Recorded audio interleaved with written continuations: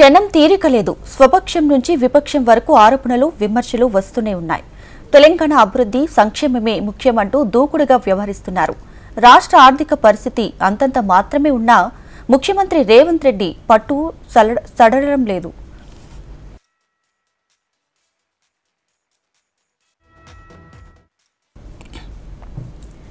Davos నుంచి తెలంగాణకు 1,78,950 కోట్ల రూపాయల పెట్టుబడులు రావడం ఒక రికార్డే. గతంలో మన తెలంగాణ నుంచి అనేకసార్లు ముఖ్యమంత్రులు పెట్టుబడుల కోసం దావోస్ వెళ్లారు. గతంలో ఎప్పుడూ ఈ స్థాయిలో తెలంగాణకు పెట్టుబడులు రాలేదు. ఈసారి పెట్టుబడులే లక్ష్యంగా సీఎం రేవంత్ రెడ్డి చేసిన సింగపూర్, దావోస్ పర్యటన హైదరాబాద్తో పాటు తెలంగాణలో సమగ్ర అభివృద్ధికి బాటలు వేస్తాయని చెప్పవచ్చు.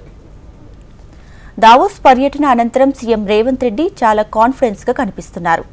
ఐటీ హబ్ గా హైదరాబాద్ అభివృద్ధి చెందుతున్న తరుణంలో దావోస్లో జరిగిన ఒప్పందాలు, పెట్టుబడులు ఇప్పుడు రాష్ట్రం ఉన్న పరిస్థితిలో ఉపశమనం కలిగించే అవకాశాలే. ఇక పాలనలో కూడా సీఎం రేవంత్ రెడ్డి తన మార్కు రాజకీయాన్ని చూపిస్తున్నారు. సీఎం అంటే రాష్ట్రానికే బాస్, కానీ కాంగ్రెస్ లాంటి పార్టీలో సీఎంగా పనిచేయడం అంటే నల్లేరు మీద నడకే. నిత్యం వర్గపోరు, అధిష్టానానికి ఫిర్యాదులు, ఇలా అనేక సమస్యలు ఉంటాయి. వీటన్నిటికీ చెక్ పడేలా సీఎం రేవంత్ రెడ్డి అటు పార్టీలో ఇటు పాలనలో తన మార్క్ పాలిటిక్స్ కంటిన్యూ చేస్తున్నారన్న టాక్ బాగా వినిపిస్తోంది.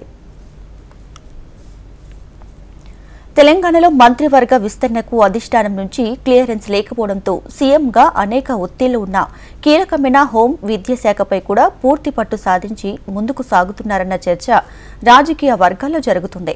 పార్టీ పరంగా ఆదిలాబాద్ నుంచి అలంపూర్ వరకు, భద్రాచలం నుంచి జహీరాబాద్ వరకు ఇలా ఎక్కడ అంతర్గత పోరు కనిపించినా తనదైన శైలిలో సమస్య క్లియర్ చేస్తూ పార్టీ వర్గాలకు కూడా భరోసా కల్పిస్తున్నారని టాక్ వినిపిస్తుంది.